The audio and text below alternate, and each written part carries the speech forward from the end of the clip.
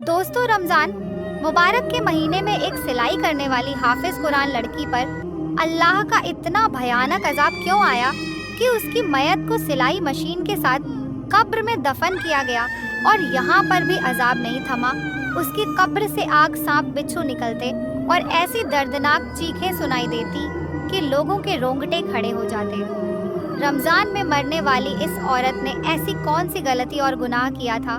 पूरी कहानी को जानने के लिए आप वीडियो को आखिर तक जरूर देखें। नाजरीन, कहा जाता है एक गांव में जरीना नाम की एक औरत रहा करती थी। वह काफी गरीब थी और उसके हालात भी बहुत खराब थे। उसके 3 बच्चे थे जिनकी परवरिश वह अच्छे तरीके से करना चाहती थी और अपने बच्चों को हर सहूलियत देना चाहती थी, लेकिन उसके हालात उसे इन बातों की इजाजत नहीं देते। उसकी बहुत कम उम्र में शादी हो गई थी।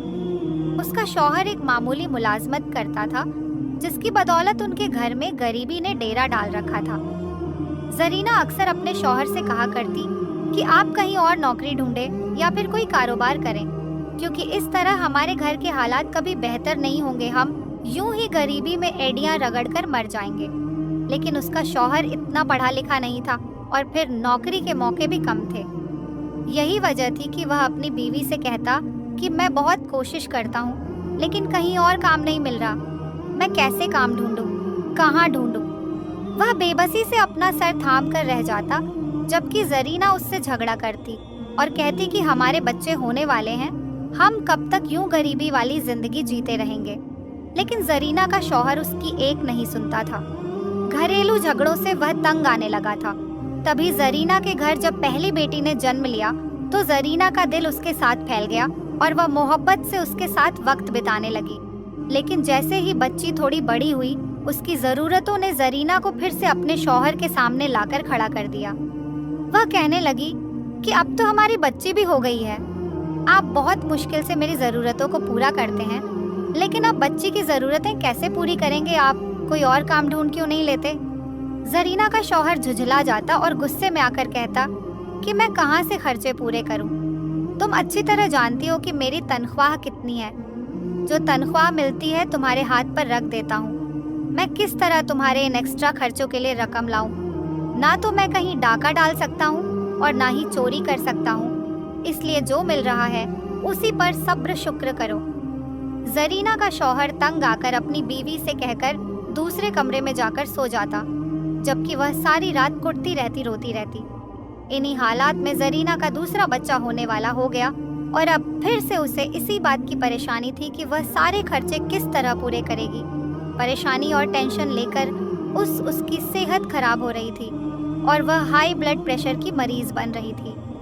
बहुत मुश्किल से उसके यहाँ बेटे की विलादत हुई। डॉक्टर ने तो जैसे उसे जवाब ही दे दिया था, क्योंकि उसका ब्लड प्रेशर बहुत हाई रहता था। लेकिन शुक्र है कि जरीना और बच्चे की सेहत ठीक रही थी। कुछ अरसे तक ऐसे ही गुजर गया। जरीना अपने दोनों बच्चों के साथ मशरूफ हो गई। बड़ी बेटी अब 3 बरस की होने वाली थी और बेटा 6 महीने का हो गया था। अब फिर से जरीना को इस बात का ख्याल सताने लगा कि बेटी को स्कूल में दाखिल करवाना है और इसके लिए जरीना को फिर से अच्छी खासी रकम की जरूरत थी।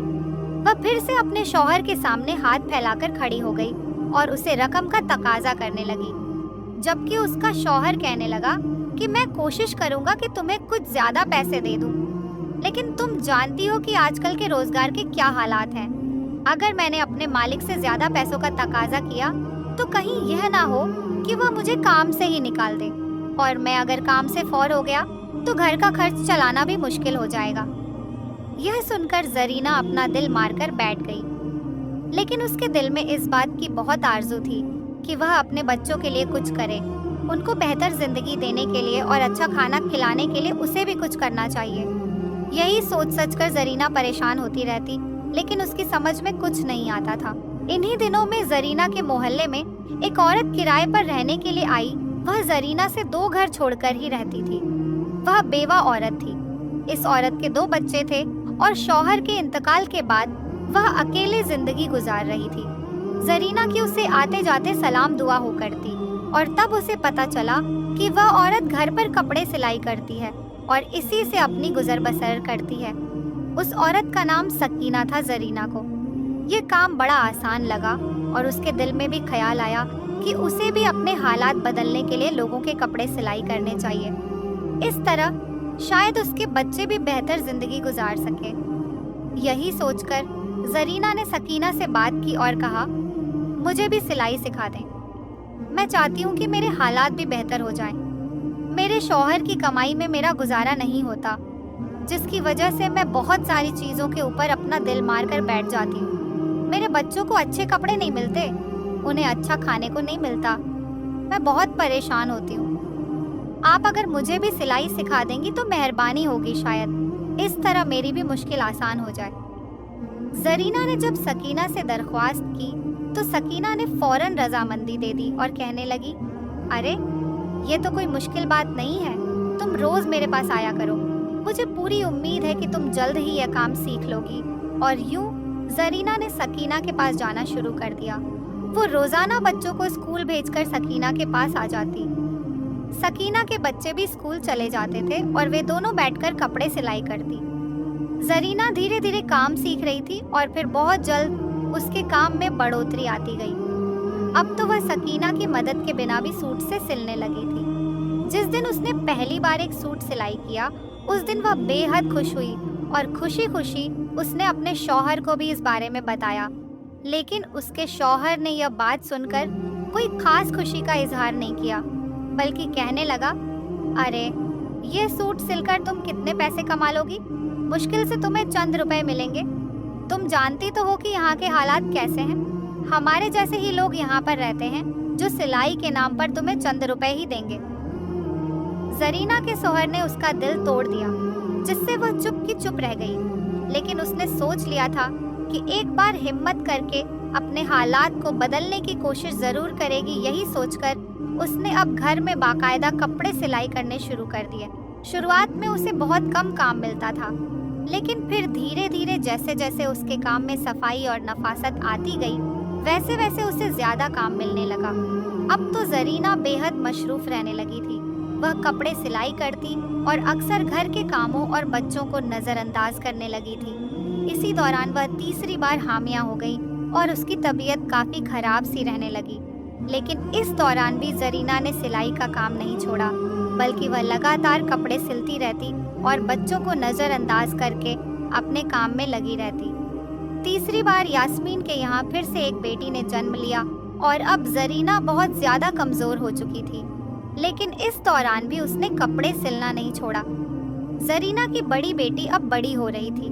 बड़े दोनों बच्चे तो स्कूल जाते थे और उनके सारे खर्च जरीना ही उठा रही थी, जबकि उसके शौहर की मामूली सी तनख्वाह में घर का 2 वक्त का खाना पूरा करना ही बहुत बड़ा काम था।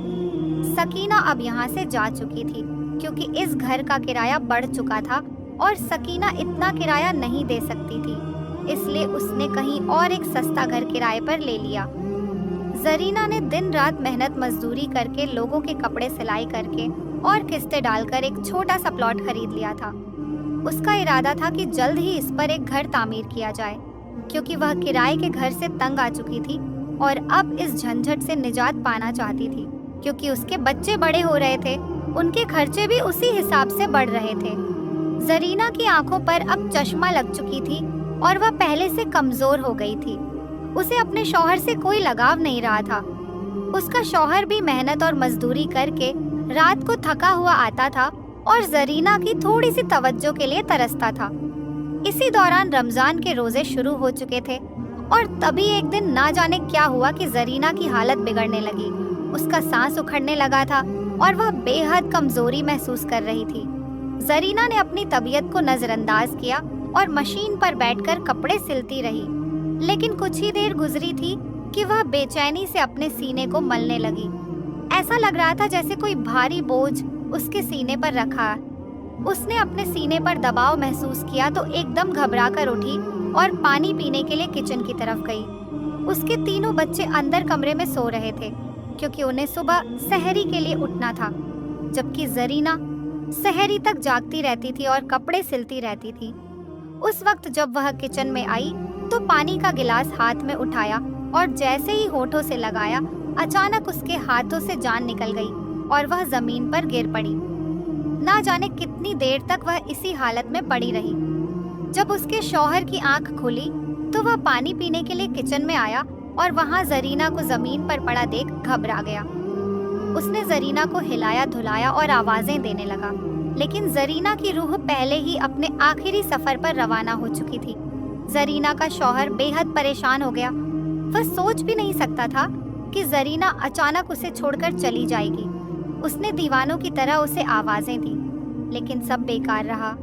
जरीना मर चुकी थी और इस वक्त मरी हुई हालत में किचन में गिरी हुई थी। उसके शौहर ने बहुत मुश्किल से उसे उठाकर चारपाई पर लेटाया। बाप की चीख पुकार सुनकर उसके तीनों बच्चे भी जाग गए थे। उन्हें तो इस बात की खबर ही नहीं थी कि उनका कितना बड़ा नुकसान हो गया है। उनकी माँ इस दुनिया से रुखसत हो चुकी थी, लेकिन वे इस सच्चाई से अनजान थे। जब उन्होंने अपनी माँ को मरा हुआ देखा तो तीनों रोने लगे, तड़पने लगे। माँ को याद करके उनके आंसू बहने लगे। चीख पुकार की आवाज सुनकर मोहल्ले वाले भी जाग चुके थे और जरीना के घर आकर मामले की जानकारी लेने लगे। जब उन्हें पता चला कि जरीना मर चुकी है तो हर कोई हैरानी और सदमे में था। जरीना का यूं अचानक चले जाना किसी के लिए भी यकीन के काबिल नहीं था। हैरानी हद से ज्यादा थी। जरीना के अजीज रिश्तेदारों को खबर दी जा चुकी थी। कुछ ही घंटों में सब लोग जमा हो गए थे।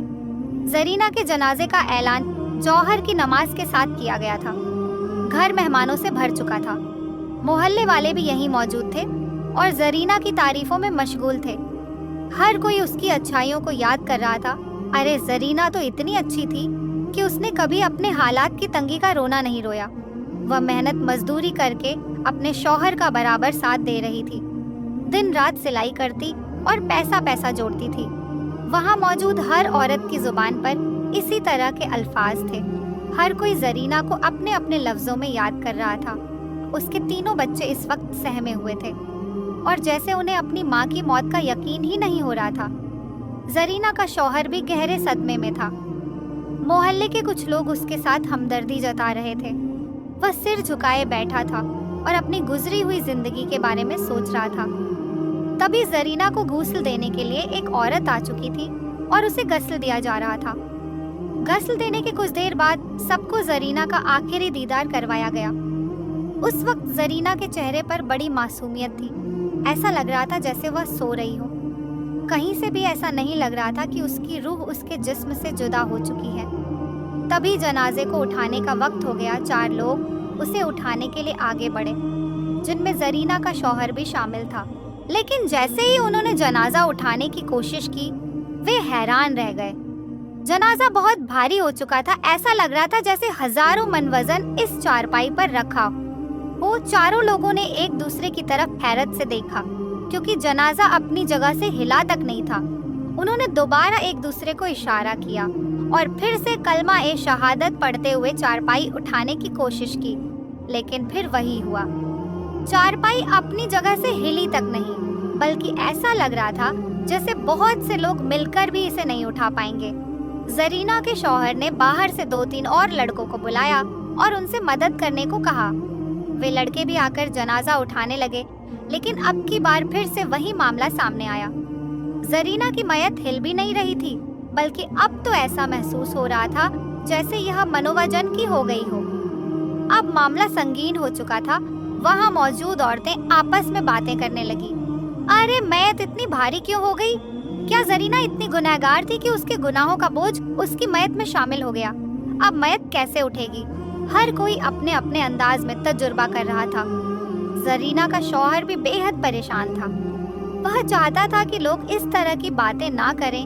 उसने सबको चुप कराने की कोशिश की, लेकिन वहाँ मौजूद औरतों की जुबान रुक नहीं रही थी। सबके चेहरों पर परेशानी थी, क्योंकि किसी को समझ नहीं आ रहा था कि अब मयत को दफनाने के लिए कैसे ले जाया जाए। तभी मजमे में से एक बुजुर्ग अल्लाह वाला शख्स आगे आया।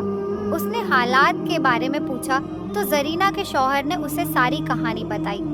यह सुनकर बुजुर्ग कहने लगे, यकीनन जरीना ने अपनी जिंदगी में कोई ऐसा गुनाह किया है जिसकी वजह से आज यह मामला पेश आ रहा है। जब तक इस मसले को हल नहीं किया जाएगा तब तक इसकी मयत नहीं उठेगी। याद करने की कोशिश करो कि जरीना अपनी जिंदगी में कौन सा ऐसा काम करती थी जिसकी वजह से ये सब हैरान हो रहा है। बुजुर्ग की यह बात सुनकर जरीना का शौहर सोच में पड़ गया, लेकिन उसे कुछ समझ नहीं आ रहा था कि आखिर ऐसा कौन सा गुनाह हो सकता है जिस पर जरीना की पकड़ हो गई थी। जरीना के बच्चे भी एक कोने में सहमे हुए खड़े थे। वे हैरानी से कभी अपने पिता की तरफ देखते और कभी सदमे में माँ की मयत की तरफ। उन्हें भी इस हालात की कोई समझ नहीं आ रही थी। तभी कुछ देर सोचने के बाद जरीना का शौहर कहने लगा, ए अल्लाह वाले नेक बुजुर्ग, जरीना तो बहुत अच्छी थी, घरेलू मामलों में भी ठीक थी और आजकल वह कपड़े सिलाई करके घर का खर्चा पूरा कर रही थी। उसने मेरा बहुत बोझ बांट लिया था। जिन चीज़ों को मैं पूरा नहीं कर सकता था, उसने खुद मेहनत करके बच्चों के लिए वे चीज़ें मुहैया कराना शुरू कर दिया था। वह मेरा घर का आधा बोझ उठा चुकी थी और मुझे कई परेशानियों से बचा चुकी थी। लेकिन उसके अंदर एक बहुत बुरी आदत थी। जब वह सिलाई करने बैठती थी तो फिर अगर मैं उसे पुकारता या अपनी किसी ज़रूरत के लिए उसे कोई काम कहता तो वह सुनती ही नहीं थी। वह अपने काम में इतनी मग्न रहती कि उसे इस बात की परवाह ही नहीं होती थी कि शायद उसके शौहर को उससे कोई काम हो सकता है या उसे किसी चीज़ की ज़रूरत हो सकती है। वह अपने काम में लगी रहती और अक्सर मुझे भुला देती थी। जब से उसने सिलाई का काम ज़्यादा पकड़ लिया था, वह मेरे करीब बैठती ही नहीं थी। वह मेरे हक अदा नहीं करती थी, बल्कि अपनी सिलाई को तरजीह देती थी। हमें न जाने कितना अरसा हो गया है कि हमने एक दूसरे से हंसकर बात भी नहीं की। जब मैं घर आता था तो खुद ही अपने लिए खाना निकाल कर खा लेता था और सो जाता था। मैं उसका इंतज़ार करता रहता, लेकिन वह मेरे पास आती ही नहीं थी। वह अपने काम में इतनी डूबी थी कि उसे यह तक याद नहीं रहता था कि उसका एक शौहर भी है। अब तो बच्चों को भी नज़रअंदाज करने लगी थी, बहुत कम। वह बच्चों की तरफ ध्यान देती और उनकी बातें सुनती थी। शायद इसी वजह से अल्लाह ताला ने उस पर यह अजाब दिया है। बेशक वह अपना काम करती रहती, लेकिन उसे शौहर के हुकूक का ख्याल रखना चाहिए था। वह अपने शौहर के हक का पूरी तरह भुला चुकी थी और अपने काम को ही सब कुछ बना लिया था। जरीना के शौहर की यह बातें सुनकर वहाँ मौजूद कई औरतें आपस में एक दूसरे से नजरें चुराने लगी। उन्हें इस बात पर यकीन ही नहीं आ रहा था कि यह छोटी सी गलती इतने बड़े अजाब का सबब बन सकती है और फिर अल्लाह इस पर इतना बड़ा अजाब दे सकता है। वे औरतें इस हालात पर दंग रह गईं, जबकि जरीना का शौहर ये सब कुछ बताकर जैसे शर्मिंदा सा महसूस कर रहा था। तभी अल्लाह वाले बुजुर्ग आगे बढ़े और जरीना के शौहर के कंधे पर हाथ रखकर कहने लगे, बेटा, अब वह इस दुनिया से गुजर चुकी है। उसने जो कुछ भी किया उसे उसकी सज़ा मिलेगी, लेकिन इस वक्त मामला यह है कि उसकी तदाफीन दफनाने का इंतज़ाम किया जाए और उसे यहाँ से कब्रिस्तान ले जाया जाए। मैं तुमसे दरख्वास्त करता हूँ कि एक बार अपनी बीवी को माफ़ कर दो। उसने जो कुछ भी तुम्हारे साथ किया, उसकी सारी गलतियों और खताओं को भुलाकर खुले दिल से उसे माफ़ कर दो, ताकि उसकी मयत को यहाँ से ले जाकर उसे दफन किया जा सके। वाकई अल्लाह ताला उसे उस अमल की सज़ा ज़रूर देगा जिसकी वजह से उसने तुम्हें नज़रअंदाज किया और अपने शौहर को पूरी तरह भूल गई। अल्लाह वाले बुजुर्ग की यह बात सुनकर जरीना के शौहर ने कहा, मेरे बुजुर्ग, मैं अपनी बीवी को अल्लाह की रज़ा के लिए माफ़ करता हूँ। उसने जो कुछ भी मेरे साथ किया, मैंने वह सब भुला दिया। अल्लाह उसे माफ़ करे और उसकी अगली मंजिलें आसान करें। यह कहकर अल्लाह वाले बुजुर्ग ने मुस्कुराते हुए वहाँ मौजूद सब मर्दों से कहा, ठीक है, अब आप लोग मयत को उठाइए और कब्रिस्तान की तरफ रवाना हो। पहले तो सब झिझक रहे थे कि ना जाने अब भी मयत उठेगी या नहीं, लेकिन फिर सब ने आगे बढ़कर चारपाई को हाथ लगाया तो वह ऐसे उठ गई जैसे फूलों जितनी नाजुक हो। सब ने कलमाए शहादत पढ़ते हुए कब्रिस्तान की तरफ कूच किया, जबकि पीछे औरतें आपस में शर्मिंदा सी एक दूसरे से नजरें चुराती हुई अपने पन्ने घरों को लौट गई। दोस्तों, इस वाक्य से संबंधित आप लोगों की जो भी राय है कमेंट बॉक्स में ज़रूर बताइएगा और इसे लाइक और अपने फैमिली में शेयर करना मत भूलिएगा। ऐसे ही स्टोरीज के लिए हमारे चैनल को भी ज़रूर सब्सक्राइब कीजिए। शुक्रिया।